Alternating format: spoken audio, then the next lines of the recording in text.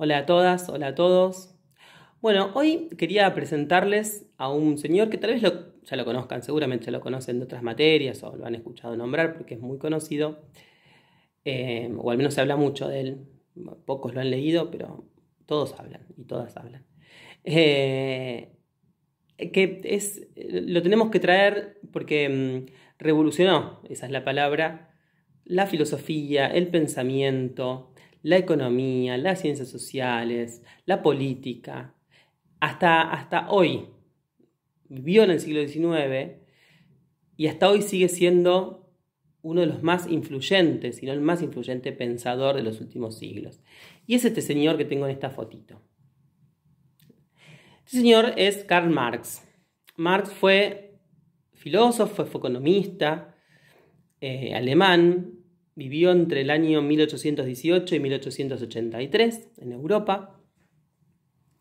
Y bueno, no es tampoco el fin de esta materia hablar ni de la filosofía marxista, ni ahondar mucho sobre su obra, pero sí a mí me interesa rescatar una de sus obras, que son las tesis sobre Feuerbach.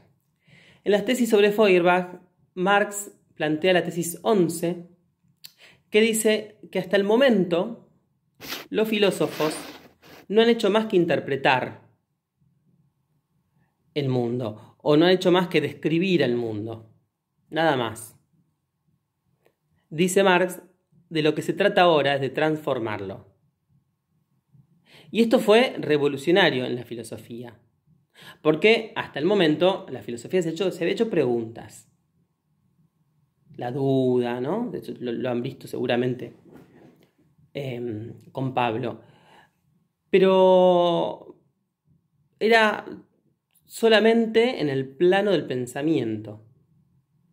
Y la realidad era cada vez más injusta en tiempos de Marx. Sobre todo después de la Revolución Industrial, ¿no? Que se empiezan a establecer las clases sociales fuertemente desiguales. Entonces dice Marx, bueno, no podemos seguir metidos en los libros, haciéndonos preguntas y pensando en el éter. Tenemos que intervenir en la realidad y transformarla para hacerla más justa. Esto Marx lo dice de la filosofía. Ahora, científicos sociales, ciencistas sociales, mejor dicho, toman esta idea y dicen, bueno, las ciencias sociales también hasta el momento no han hecho más que hacer un análisis de los hechos sociales. Listo, está bien, un estudio, un análisis de los hechos sociales. Pero la realidad, la sociedad, está cada vez más hostil para el ser humano, está cada vez más injusta. Las ciencias sociales, así como Marx dijo de la filosofía, bueno, las ciencias sociales también deberían éticamente intervenir para transformar la realidad social. Y acá podemos establecer dentro de las ciencias sociales lo que la socióloga Julia Varela delimita o divide en dos grandes grupos, que son las teorías del consenso y las teorías del conflicto. Básicamente, las teorías del consenso son todas aquellas teorías en ciencias sociales que plantean que la sociedad es un todo armónico, que la sociedad funciona armónicamente, como un cuerpo, ¿sí? Sobre todo la teoría funcionalista, que dice que cada parte de la sociedad tiene una función y la sociedad funciona como un organismo. Entonces, el organismo, lo sabemos de biología, si algo funciona como un mecanismo de relojería. Si algo funciona mal, se desajusta todo el mecanismo. Entonces hay que ver eso que está mal, que funciona mal, arreglarlo para que todo vuelva a su armonía natural. O en todo caso, eso que funciona mal, extirparlo, sacarlo, ¿no? Como un ente maligno en el cuerpo que uno lo extrae, lo extirpa para poder curar el organismo y que vuelva a funcionar de esa manera. Bueno, así plantean la realidad social las teorías del consenso. Entonces, por ejemplo, les voy a poner un ejemplo. ¿Cómo se plantea la cuestión de la delincuencia desde las teorías del consenso? Si el cuerpo es un ente armónico que funciona como un mecanismo de relojería y hay algo, en este caso, un grupo delincuente que hace que ese mecanismo no funcione bien, entonces hay que extraerlo y encerrarlo. Si hay algo o un grupo social que se desajusta de ese mecanismo de relojería que es la sociedad, por ejemplo, las personas consideradas locas, hay que sacarlas de la sociedad, extirparlas como si fuesen un cáncer social y encerrarlos, ¿no? Lo que en las instituciones, que después Foucault va a llamar las instituciones de encierro. Ahora, las teorías del conflicto plantean todo lo contrario. Plantean que la sociedad no es un cuerpo orgánico, que la sociedad es conflictiva, porque está marcada por intereses sociales distintos. Entonces, los intereses de los grupos económicos no van a ser los mismos que los intereses de la gente de a pie. Los intereses de la burguesía no van a ser lo mismo que los intereses del proletariado. Los intereses de los ricos no van a ser los mismos que los intereses de los pobres. Los intereses de las mujeres no van a ser los mismos que los intereses de los hombres.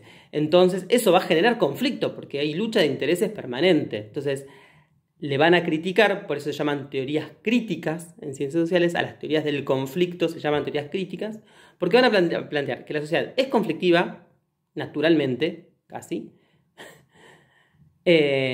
porque hay lucha permanente de intereses, y son críticas porque critican este supuesto consenso que hay, a este supuesta orden natural. Bien, las teorías del conflicto, las teorías críticas, tienen una base marxista. Bueno, si hay desigualdades y esas desigualdades son propias del grupo de la sociedad, hay que intervenir, las ciencias sociales deben estudiarlas, detectarlas e intervenir para transformarlas, ¿no? Y que esta sociedad sea cada vez más justa.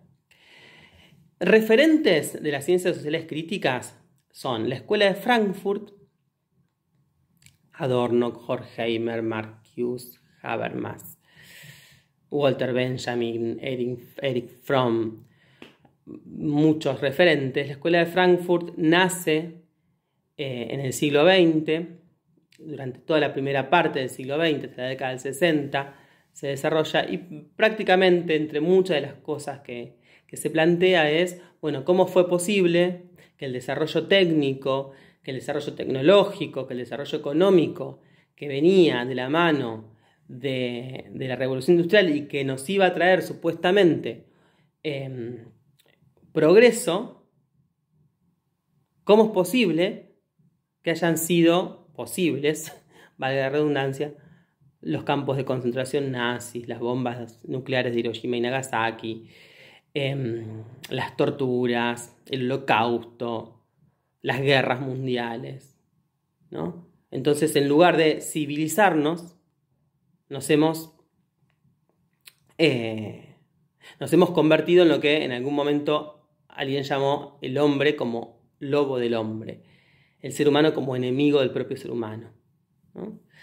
Entonces, esa es la preocupación, por ejemplo, una de las preocupaciones, por ejemplo, de la Escuela de Frankfurt, sobre todo de los referentes de la primera generación de la Escuela de Frankfurt.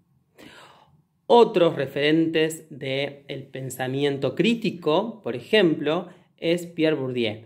Pierre Bourdieu se plantea si solamente es el capital económico el que marca las diferencias sociales que hay, o si existen otros capitales también, por ejemplo el capital social, es decir, qué relaciones sociales yo tengo que a mí me van a permitir a lo largo de mi vida acceder o no a ciertos privilegios, por ejemplo a un trabajo.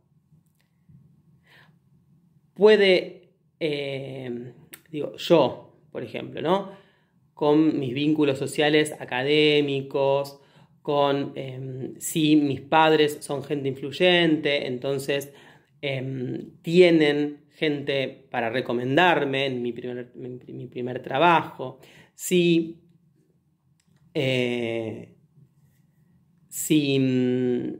ido a ciertos colegios que me han permitido establecer una red social que después me va a poder posicionar en el día de mañana, en un futuro. Bueno, a todo eso Bourdieu lo llama capital social, ¿no? Y dice, quien más capital social tenga, bueno, va a poder tener más acceso a un montón de espacios o de oportunidades que en quien no lo tenga. Por ejemplo, las teorías de capital social de Bourdieu son muy importantes para derribar o criticar el pensamiento meritocrático, que dice que una persona solamente por mérito personal y propia voluntad puede acceder a donde quiera por esfuerzo, ¿no? Bourdieu va a decir, y no, necesitas capital social, necesitas capital económico, necesitas capital cultural, ¿no? Si tienes acceso a la cultura, a los libros, a los estudios, bueno, vas a tener más oportunidades que aquella persona que no tuvo acceso, ¿no? Entonces, bueno, Bourdieu es otro de los referentes de las teorías del conflicto, de las teorías críticas o del pensamiento postmarxista en ciencias sociales.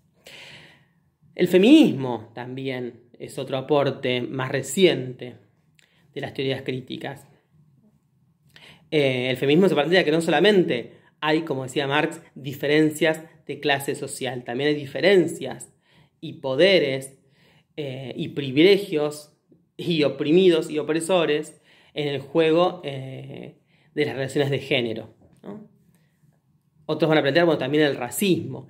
Y así, todas esas teorías, esos posicionamientos que se plantean desde un análisis del conflicto de las relaciones sociales son teorías críticas, y de fondo siempre está esa idea marxista de que no solamente hay que estudiar la sociedad, sino que hay que intervenir para transformarla y mejorarla.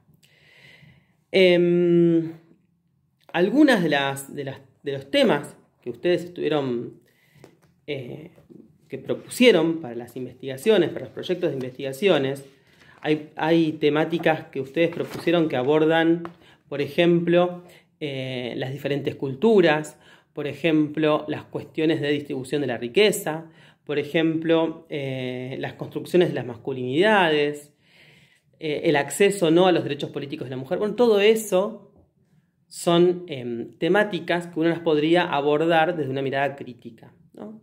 Y que tienden a tener un objetivo de mejora de la sociedad, ¿no? De intervención para mejorar la sociedad. Bueno,